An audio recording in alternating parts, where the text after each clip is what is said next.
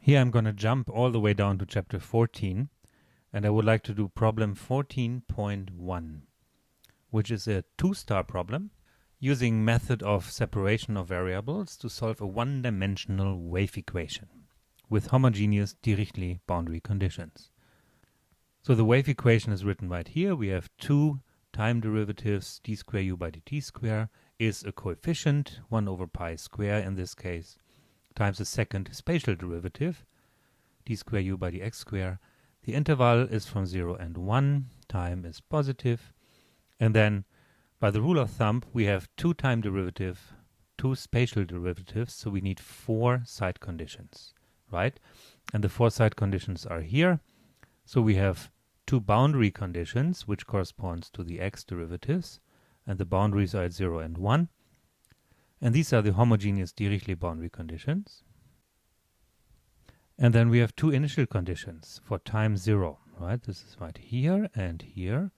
So we have an initial displacement given by sine pi x and cosine pi x, and then we have an initial velocity. Okay, we're talking about separation of variables, so let's jump right in. We write u as product of a function depending on x and another function depending on t, x of x times t of t. And then we derive these separated equations for x and t. So let's do that in detail. Let me go to the next page. So I write down the wave equation again. utt is 1 over pi square uxx between 0 and 1. And I use the index notation for the partial derivatives just to have a little bit less to write. And then we do separation.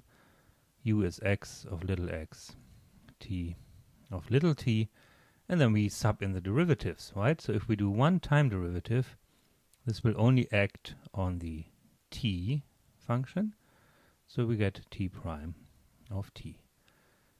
If we do two time derivatives, then again x is seen as a factor, but t depends on the time, so we get t double prime. Same for the x derivatives, but then everything happens with the x function, and t is constant, and uxx is then x double prime of x, t of t. Good, so let's put these into the equation on top. So utt then is x times t double prime. And here I leave out the arguments. I know x depends on x, t depends on t, okay?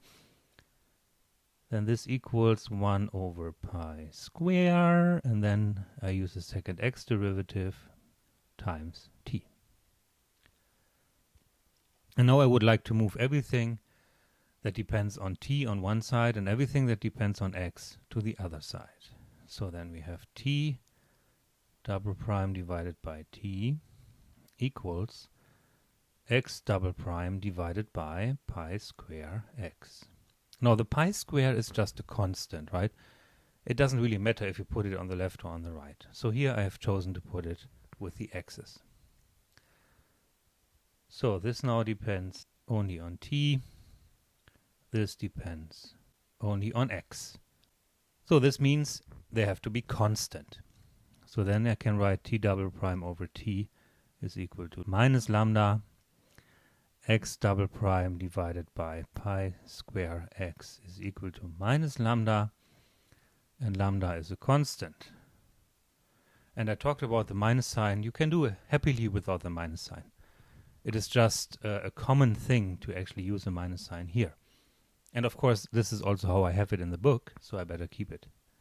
And then we get a time problem, t double prime plus lambda t is 0, and we get a spatial problem, x double prime is lambda pi square x. And these were the two problems which I had on the previous page. So here we go. X double prime plus lambda pi square x is 0, and t double prime plus lambda t is 0. So now we have equations separated. Next come the boundary conditions, the homogeneous Dirichlet boundary condition. Let me move up a little bit. So here they are, this one and this one. And so if you write this in the product form, this would be x of 0 times t of t is 0. That's the first boundary condition. And of course, you don't want to have t is identical 0, because then you only have the 0 solution, which does not satisfy the initial condition. So the better condition is to assume x is 0 at the boundary, and then same for the right boundary, x at 1 is 0. So then these are two conditions which go with the x equation, obviously. But the t equation does not get any additional conditions. Then here we put it together. Now this is the x problem. And let's just count the boundary conditions. So x has two derivatives, and we have two boundary conditions. So this is a complete problem. This means I should be able to solve it. And like we have done before, to solve it really we have to do cases. We have to look at lambda is 0, at lambda is less than 0, and lambda is bigger than 0. And here I just say the only non-trivial solution arises for lambda positive. Let me do this also on an extra page. Here is the spatial problem with the boundary conditions. And I would really like to go through these three cases. So let's do that. Case 1, lambda less than 0. Okay, so then we can write lambda to be minus mu square. I write it at this, minus mu pi square x is 0. Or what I really like to do is I write this as x double prime is something positive, mu pi square x. So I'm looking for a function whose two derivatives are the same. And I know that the hyperbolic sine and hyperbolic cosine satisfy this. Actually both. And from ODE theory I know that I need to find two linear independent solutions. Cosh of mu pi x and sinh of mu pi x. If you just sub it in, you see that they satisfy the equation. And of course, they're also linear independent. So then the general solution for this problem is a linear combination of those. So then I can write x, right? I was looking for x. Have some coefficient, let's call this a, times cosh mu pi x plus b sinh mu pi x. All right, and now we use the boundary conditions to find the corresponding mu's. Let's start with x at 0. So x at 0 has to be 0, of course, but then we can sub it into this general solution. So then this is equal to a times cosh at 0, which is 1, plus b times sinh of 0, which is 0. So this just gives a, so meaning a is 0. Okay, so then x of x all of a sudden only has the b term left, because the a term is 0. Mu pi x. Perfect. So then the other boundary condition, we have the condition at 1. X at 1 is equal to 0, which is also b sinh at mu pi, right? We subbing x is equal to 1. But sinh at mu pi is not 0. You can look it up or put it in your calculator. So this implies then that b is 0. Okay, so we have a is 0 and b is 0. This means the whole entire function x is 0. And this is not good because the 0 function does not satisfy the initial conditions. Case 2. If lambda equals 0, that was the second case, right? Then the equation becomes x double prime is simply 0. So then x is a linear function, ax plus b. Again, using the boundary condition, if I sub in 0, I just keep the b. So b must be 0. If I sub in 1, the boundary condition is 0, and if I sub in 1, I keep a. The b is already gone. So a and b is 0. So meaning this is also not what I'm looking for. Meh. So then we have case number 3, and of course this will work as we know already. So if lambda is positive, then I can write lambda as mu square, and then my differential equation becomes x double prime plus mu pi square x is 0. And the general solution, again we are looking for two linear independent solutions. And going back to ODE theory, we know that sine and cosine are solutions of this equation, and they are linear independent. So then our general solution here would be x of x is a coefficient times cosine of mu pi x plus another coefficient b times sine of mu pi x. Okay, so I did this relatively fast, but this is something you have to learn. So later in the course you have to do it all by yourself. Alright, let me quickly write down what we have so far. And then we sub in the boundary conditions. So x at 0 is 0. But then let's sub it in. So then this is a times cosine at 0 is 1. Plus b, and then sine at 0 is 0. So the b term disappears and a is 0. Oh, this doesn't look good. Maybe we again get the 0 solution out of this. Let's see. So x at 1 has to be 0, 2. Which means the a term is gone. We only have the b term. So then we get b sine of mu pi. And nothing else. And now the trick arises. So now the sine can be 0. The sine is 0 many times over. Right? I've plotted the sine a few times before. It's over at multiples of n pi. 1 pi, 2 pi, 3 pi, 4 pi, etc. Aha! So then we can solve this for b non-zero. This is what we want. Okay, so this gets a happy face. We can solve this for b non-zero if the sine is 0.